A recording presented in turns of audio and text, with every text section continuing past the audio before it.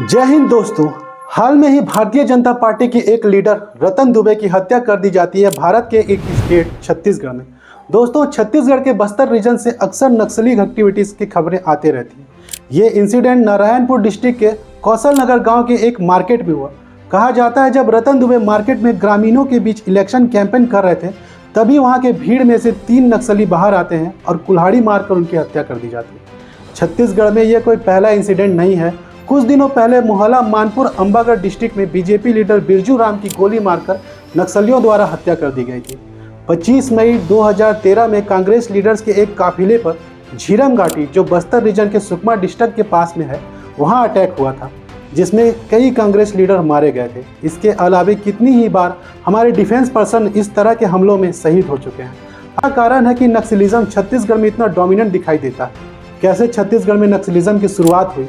1967 में बंगाल के नक्सलबाड़ी से शुरू हुआ नक्सल मूवमेंट का सेंटर आज 1300 किलोमीटर दूर छत्तीसगढ़ के बस्तर में कैसे शिफ्ट हुआ, आइए समझते हैं इस वीडियो के माध्यम से। From Polbound, Chhattisgarh, a BJP leader named Ratan Dubey was murdered in the insurgency hit Narayanpur district of Chhattisgarh. को बता दें कि 25 मई 2013 को हुए झीरम घाटी नक्सल हमले में छत्तीसगढ़ के वरिष्ठ नेता विद्याचरण शुक्ल, नंद कुमार पटेल, महेंद्र कर्मा समेत कांग्रेस के कई बड़े नेता और जवान शहीद हुए थे।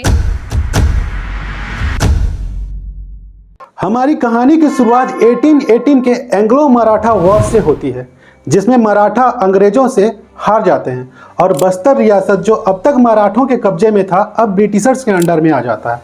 और यहीं से कहानी में ट्विस्ट आने लग जाता है। यहाँ ब्रिटिशर्स को पता चलता है कि बस्तर के दंडकारण्य जंगल के प्लेटू रीजन में मिनरल रिसोर्सेज बहुत हैं, इसलिए ब्रिटिशर्स ने यहाँ कई फैक्ट्रीज इस्टेब्लिश करे और यहाँ लेबर वर्क के लिए बस्तर के ट्राइबल्स को अपॉइंट किया गया।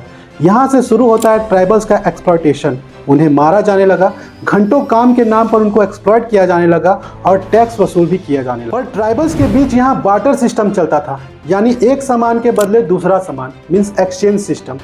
पर टैक्स उन्हें करेंसी के फॉर्म में देना होता था, जो उनके पास ऑब्वियसली नहीं था। इसके चलते ब्रिटिशर्स और उनके ऑफिसर उन्हें टॉर्चर करते हैं और यह टॉर्चर इस कदर था कि यहाँ के ट्राइबल्स कम्युनिटी आउटसाइडर को अपने दुश्मन समझने लगते हैं। इसका नतीजा यह निकलता है कि 1910 में एक जंग छिड़ती है ट्राइबल और ब्रिटिशर्स के बीच, जिसे भूमकाल रिवॉल्ट कहा जाता है। इस रिवॉल्ट में ट्राइबल ने गोरिल्ला वार शुरू किया। वो छुपकर हमला करते थे और कई ब्रिटिशर्स को उन्होंने मार गिराया। पर ब्रिटिशर्स के पास मॉडर्न वेपन्स थे, जिसके चलते यह रिवॉल्ट ब्रिटिशर्स जीत जाते हैं और रिवॉल्ट को सप्रेस करने में कामयाब हो जाते हैं। पर यहाँ ट्राइबल्स के मन में आउटसाइडर को लेकर नफरत सुलगती रही। उन्हें लगने लगा कि उनके राजा के अलावा कोई भी उनका अपना नहीं है। दोस्तों, अगर इतिहास पर नज़र डालें तो पता चलता है कि भले ही बस्तर के राजा ब्रिटिशर्स के अधीन रहे हों, पर उन्होंने हमेशा अपनी जनता का ख्याल रखा। बस्तर के उस वक्त के राजा रुद्र प्रताप देव चाहते थे कि उनके बाद उनका राज उनके डॉटर प्रफुल्ल कुमारी को सौंप दिया जाए। प्रफुल्ल कुमारी की शादी मयूरगंज के राजकुमार प्रफुल्ल कुमार से होती है। इन दोनों के बेटे थे प्रवीर चंद भंजदेव। 1921 में रुद्र प्रताप देव की डेथ हो जाती है और राज्य अब प्रफुल्ल कुमारी के अंडर आ जाता है। इसी राज्य में एक प्लेस है बैलाडीला, जो मिनरल रिसोर्सेज से भरपूर है। यहाँ के माइंस को ब्रिटिशर्स अपने फायदे के लिए हैदराबाद के निजाम को देना चाहते थे, पर प्रफुल्ल कुमारी ने ऐसा होने नहीं दिया, क्योंकि उनका मानना था यहाँ के रिसोर्सेज और पर सिर्फ रीजनल लोगों का अधिकार है, यहाँ के ट्राइब्स का अधिकार है। लेकिन ठीक 3 साल बाद प्रफुल्ल कुमारी की डेथ हो जाती है और ब्रिटिशर्स ने उनके हस्बैंड को वहाँ का राजा बनाने के बजाय उनके 6 साल के बेटे प्रवीर चंद भंजदेव को राजा बना देते हैं। इसके पीछे का मकसद था कि प्रवीर चंद ब्रिटिश तौर तरीके सीखे और उनके फ़ायदे के ही काम करे, इसीलिए उन्होंने उसको लंदन भेज दिया। पर ऐसा होता नहीं है। प्रवीर चंद के मन में बस्तर और वहाँ के लोगों के लिए प्यार बना हुआ था। 18 साल बाद वो वापस आते हैं और बस्तर का राज्य संभालने लग जाते हैं। अब वक्त था 1947 का, जब देश आज़ाद हुआ था और धीरे धीरे सभी रियासत भारत में मर्ज हो रही थी। इसी तरह बस्तर रियासत भी भारत में मर्ज कर लिया जाता है और मध्य प्रदेश स्टेट का हिस्सा बन जाता है। उस वक्त मध्य प्रदेश के चीफ मिनिस्टर थे कैलाश नाथ काटजू और उन्होंने सेंट्रल गवर्नमेंट के साथ मिलकर अलग अलग कंपनीज के साथ टाई अप किया और बस्तर में माइनिंग प्रोजेक्ट शुरू कर दिए, जिससे बस्तर के राजा और वहाँ के ट्राइब्स को लगने लगा कि सरकार उनके रिसोर्सेज उनसे छीन रही है। और यही कारण था कि बस्तर के राजा और कांग्रेस गवर्नमेंट के बीच एक टेंशन का माहौल बनने लग जाता है। 1952 में प्रवीर चंद भंजदेव ने कांग्रेस के खिलाफ कैंपेन किया और इस वजह से कांग्रेस बस्तर में इलेक्शन हार जाती है। इसका नतीजा यह रहा कि एमपी गवर्नमेंट उनके सारे प्रॉपर्टीज़ जब्त कर लेती है और रीज़न यह देती है कि यहाँ के राजा अपने पर्सनल लग्जरी में पैसा बर्बाद कर रहे हैं और यहाँ की जनता की नज़र में हकीकत कुछ और थी।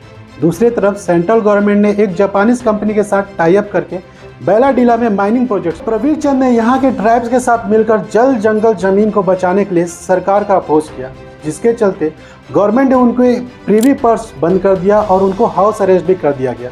इसके बाद राजा उनके छोटे भाई को बना दिया जाता है, लेकिन वहाँ की जनता के लिए प्रवीर चंद भंजदेव ही उनके राजा थे। 1962 में प्रवीर चंद और उनके साथियों ने बस्तर विधानसभा इलेक्शन में 9 सीट पर जीत हासिल करी और देखते ही देखते कांग्रेस के लिए बस्तर में एक बहुत बड़ा चैलेंज बन चुके थे।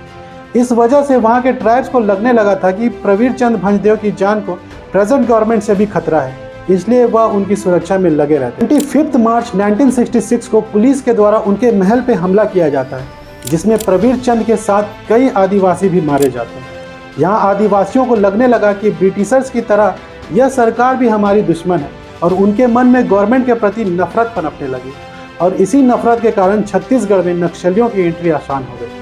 हुआ यूँ कि इस इंसिडेंट के ठीक एक साल बाद 1967 में चारू मजुमदार और कानू सनवाल ने नक्सली मूवमेंट की शुरुआत बंगाल के नक्सलबाड़ी से करी। उनकी लड़ाई पीजेंट और फार्मर के एक्सप्लॉटेशन के अगेंस्ट में बड़े जमींदारों से थी और सिस्टम के अगेंस्ट भी थी। देखते देखते यह आंदोलन बंगाल से निकलकर अदर स्टेट्स में इंटर करने लग जाती है, जैसे झारखंड, महाराष्ट्र, उड़ीसा, बिहार और आंध्र प्रदेश। उस वक्त लगभग हर स्टेट में हालात कुछ ऐसे ही थे। जमींदारों के रसूख थे, फार्मर का एक्सप्लॉटेशन होने लग रहा था। ऐसे में नक्सलियों के द्वारा फार्मर की हक की बात करने से नक्सली मूवमेंट को विलेजर्स का सपोर्ट मिलने लगा, क्योंकि इन्हें लग रहा था कि गवर्नमेंट हमारे लिए कोई सॉल्यूशन नहीं निकाल रही है। ऐसे में नक्सली अपने लगने लगे इनको। बस्तर में भी कुछ ऐसा ही हुआ। भूमकाल रिवोल्ट और राजा प्रवीर चंद भंजदेव की हत्या से बस्तर के लोगों के मन में गवर्नमेंट के प्रति वैसे ही नफरत थी। इस नफरत ने बस्तर में नक्सलियों की एंट्री आसान कर दी। जब बंगाल में गवर्नमेंट नक्सलिज्म के अगेंस्ट एक्शन में आई, तब इनके लिए बस्तर के घने जंगल छिपने के लिए सुटेबल होने लगे और यहाँ के इनोसेंट ट्राइब्स का ब्रेन वॉश करना भी बहुत आसान था। और इस तरह से विलेजर्स के बीच रह के ये छत्तीसगढ़ में नक्सलिज्म को एक्सपेंड करने लग गए हैं। यहाँ की गवर्नमेंट के लिए नक्सली और विलेजर्स में डिफ्रेंशिएट करना बहुत कठिन हो जाता है, जिसके कारण गवर्नमेंट एक्शंस कई बार इफेक्टिव नहीं हो पाते। आपके विचार से इसका क्या वे आउट हो सकता है और विलेजर्स का भरोसा गवर्नमेंट कैसे जीत सकती है, कमेंट बॉक्स में ज़रूर लिखें। तो दोस्तों, ये थी छत्तीसगढ़ में नक्सलिज्म की शुरुआत होने की कहानी। अगर वीडियो आपको अच्छी लगी हो तो प्लीज़ वीडियो को लाइक करें और चैनल को सब्सक्राइब जरूर करें। मिलते हैं नेक्स्ट वीडियो में। धन्यवाद।